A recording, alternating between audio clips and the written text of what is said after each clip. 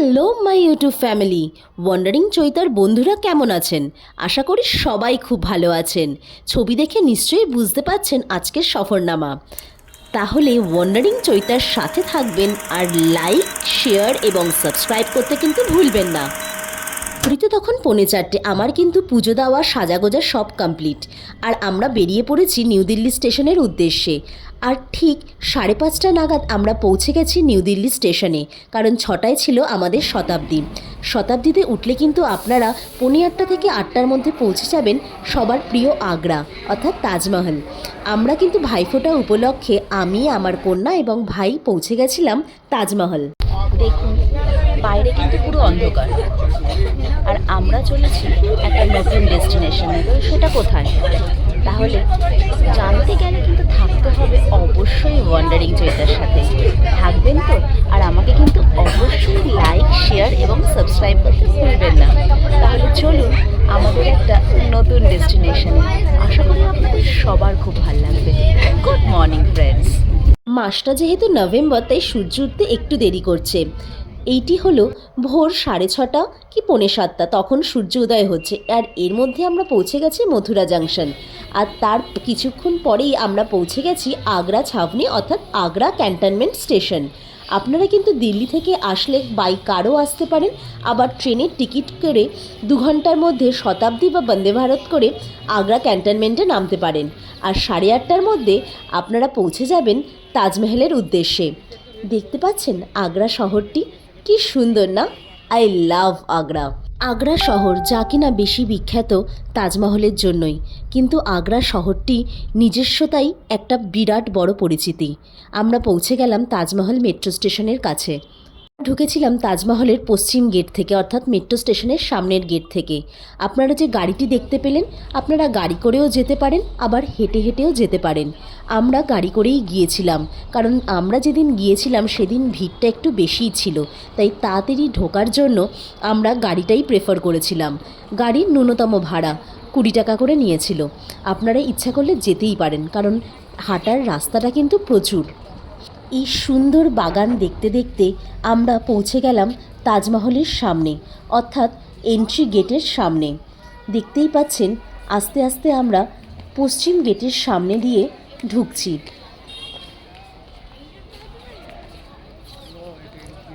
এখানে কিন্তু ছেলেদের লাইন আলাদা এবং মেয়েদের লাইন আলাদা। আর তার মধ্যে আর একটা কাণ্ড ঘটে গেছিল। এই ব্যাগের মধ্যে ছাতা, জল আর ইয়াশিকার জন্য একটা বিস্কুটের প্যাকেট নিয়েছিলাম, কিন্তু সেটিও ঢোকা বারণ, এবং সেটি রাখতে গিয়ে আমি আমার মানিব্যাগ ফেলে চলে এসেছিলাম। কিন্তু সেটা আর আনতে যেতে পারিনি, কারণ সেটা আনতে গেলে আবার আমাকে বেরিয়ে সিকিউরিটি চেকিং করে ঢুকতে হতো।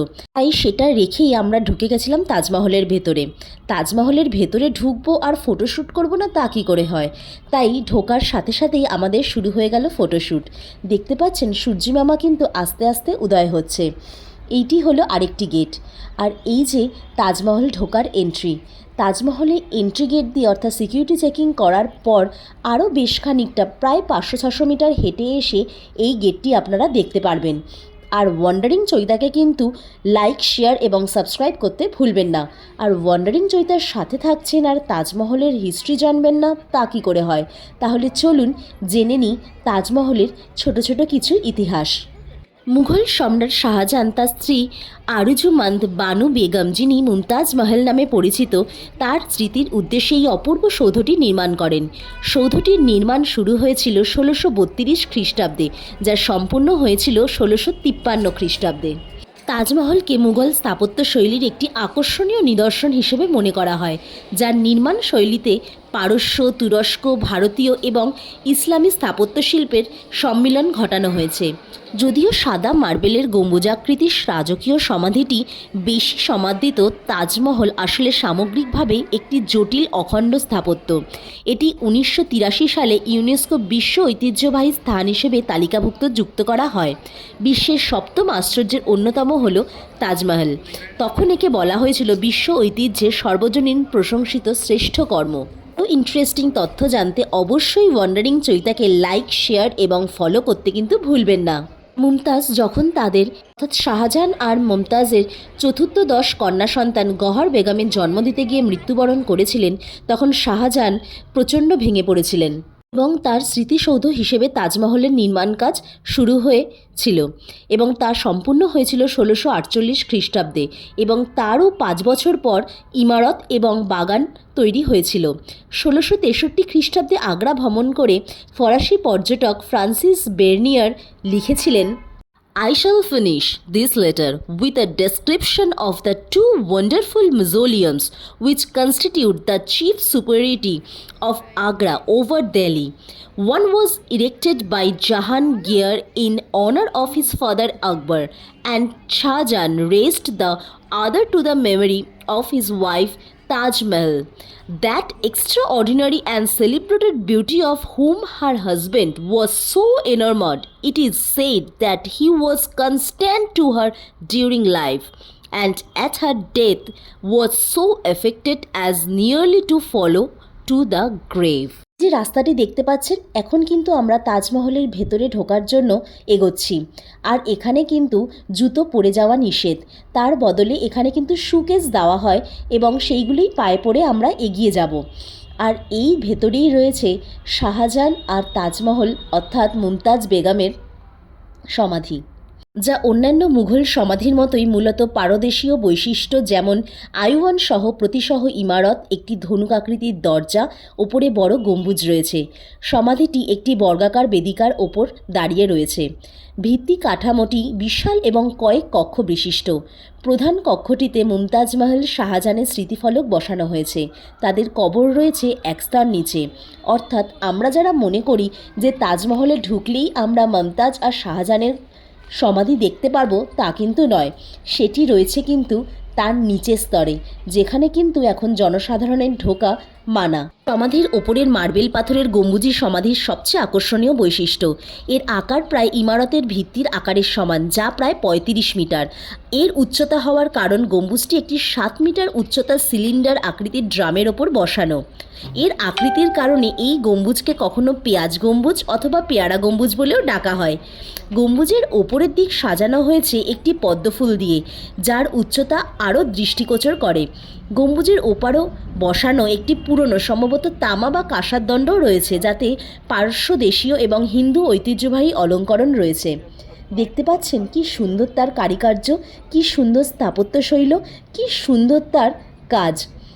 তাই জন্যই বারবার এই টানেই পর্যটকেরা আসেন তাজমহল দেখতে, এবং তাজমহল হলো সবার প্রিয়, সবার প্রেমের স্মৃতিসৌধ।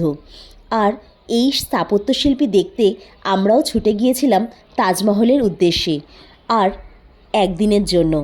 আপনারা চাইলে থাকতেও পারেন এবং সেখানে থেকে কিন্তু আপনারা নেক্সট ডে ফতেপুর সিক্রি করতে কিন্তু ভুলবেন না। দেখতে পাচ্ছেন ওই দরজা দিয়ে আমরা ঢুকেছিলাম, আর এই সেই গম্বুজ আকৃতি পিলারগুলো। আমরা কিন্তু এখানে এসে ফটোশ্যুট করতে ভুলিনি। দূরে দেখতে পাচ্ছেন যমুনা রিভার, কি সুন্দর না। শাহজাহান এতটাই ভালোবেসেছিল মুমতাজকে, তার স্মৃতির উদ্দেশ্যে তৈরি করেছিল এত সুন্দর একটি তাজমহল। অপূর্ব তার সৌন্দর্য, আর তা আজও বিশ্বের 7ম আশ্চর্যের মধ্যে একটি। এরকম সুন্দর সুন্দর ভিডিও দেখতে আপনারা কিন্তু অবশ্যই ওয়ান্ডারিং চৈতাকে ফলো করবেন, লাইক করবেন এবং শেয়ার করতে কিন্তু ভুলবেন না। আর বন্ধুদের সাথেও আপনারা আমার ভিডিওটি শেয়ার করে দেবেন। দেখতে পেয়েছেন আমরা কিন্তু অলরেডি ভেতরে ঢুকে এসেছি, আর এখানে কিন্তু ফটো তোলা নিষেধ, কিন্তু তাও আপনাদের জন্য, শুধুমাত্র আপনাদের জন্য কিছুটা হলেও আমি ফটোটা তুলেছি, আর সেটি কিন্তু অনেক রেস্ট্রিকশন সত্ত্বেও।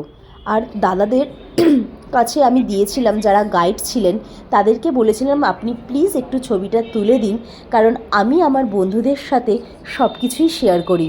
তাহলে কেমন লাগলো আমার এই ভিডিওটি তা কিন্তু জানাতে ভুলবেন না। তাহলে অবশ্যই আমার সাথে থাকবেন এবং ওয়ান্ডারিং চৈতাকে লাইক, শেয়ার এবং সাবস্ক্রাইব করতে ভুলবেন না। তাজমহলের সামনে এসছি আর তাজমহলের সুন্দর সুন্দর ছবি তুলব না, তা কী করে হয়। আর দেখতে পাচ্ছেন এটা কিসের গাছ বলুন তো? ঠিক ধরেছেন, এটি হলো আমলাবন।